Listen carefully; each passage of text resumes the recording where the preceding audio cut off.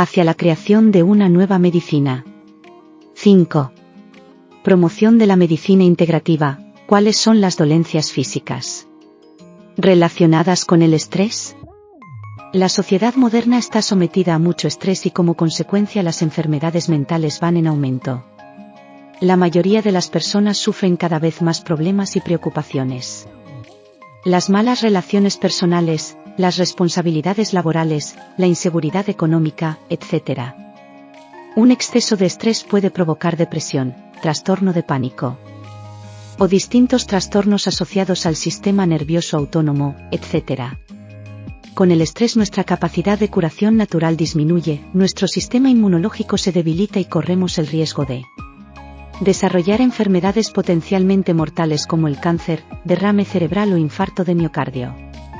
¿Cuál es la respuesta ante el estrés? Hace decenas de miles de años, nuestros antepasados vivían de la caza. En aquella época, las opciones eran luchar o huir de grandes animales. Para poder hacerlo, era necesario aumentar de manera inmediata la frecuencia cardíaca, la presión arterial y el flujo sanguíneo a los músculos y al cerebro con el fin de poder movernos con rapidez. Vivíamos en un estado permanente de alerta para poder sobrevivir. Hoy en día, todavía cuando sentimos miedo o ansiedad, la sangre se nos sube a la cabeza y el corazón se acelera. Esta reacción de estrés, que en la época primitiva se producía ante situaciones límite que ponían en peligro nuestra vida, solo se activaba durante un breve periodo de tiempo. Sin embargo, en la vida moderna actual, esta función se prolonga durante largos periodos provocando diversos problemas en el organismo.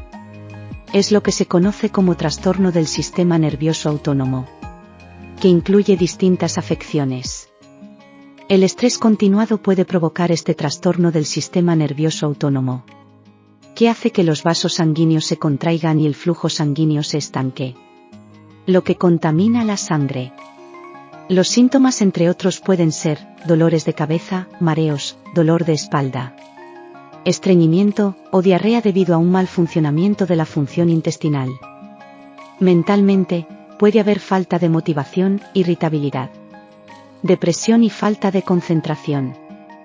El estrés continuado provoca una disminución de las hormonas. Las hormonas actúan lentamente, transportadas por la sangre. Estas son segregadas por todo el cuerpo y se dice que existen más de 100 hormonas diferentes.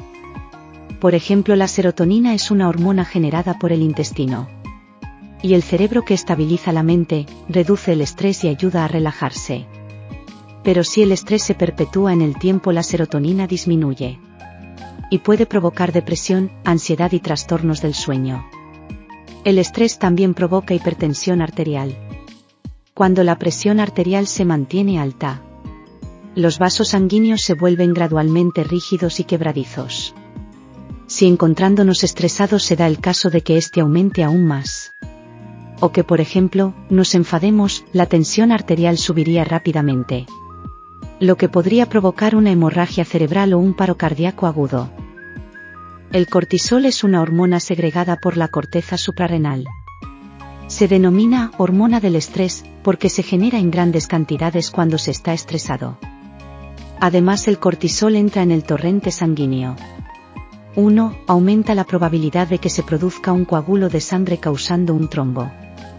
Si un coágulo se produce en un vaso sanguíneo de los pulmones, puede provocar una embolia pulmonar, un infarto cerebral o un infarto de miocardio en el corazón. 2. El sistema inmunológico se debilita, las células cancerosas proliferan y puede desarrollarse un cáncer.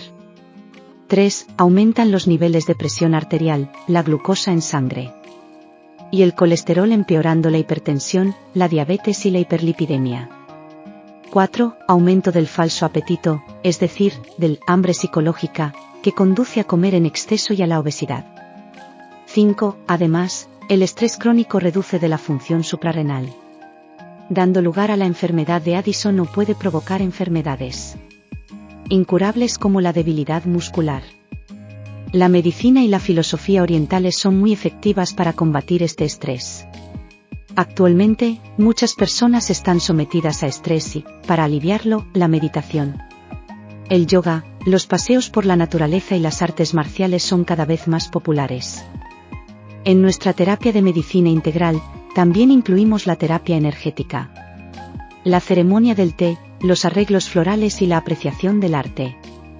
La medicina oriental se basa en la idea de que la mente y el cuerpo son uno, por lo que hay puntos de presión en el cuerpo que afectan a las emociones. Por lo tanto, es posible disminuir el estrés al mismo tiempo que se eliminan toxinas, etc. La enfermedad es el cuerpo que te está hablando.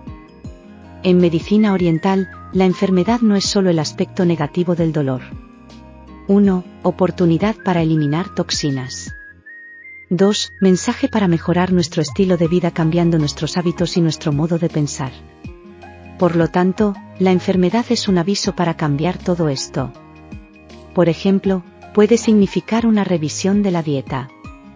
Disminuir el consumo excesivo de azúcar, de sal o de carne. Puede estar alertándonos sobre la falta de ejercicio. O puede estar relacionado con la necesidad de efectuar un cambio de valores y forma de pensar, o un cambiar por la obsesión por el dinero. O un examen de nuestras relaciones, etc. Aquellos que sufren trastornos relacionados con el estrés, deben revisar sus condiciones físicas y mentales desde la perspectiva de la medicina oriental y eliminar toxinas de sus cuerpos. Expulsar las toxinas y mejorar es el objetivo. Muchas gracias.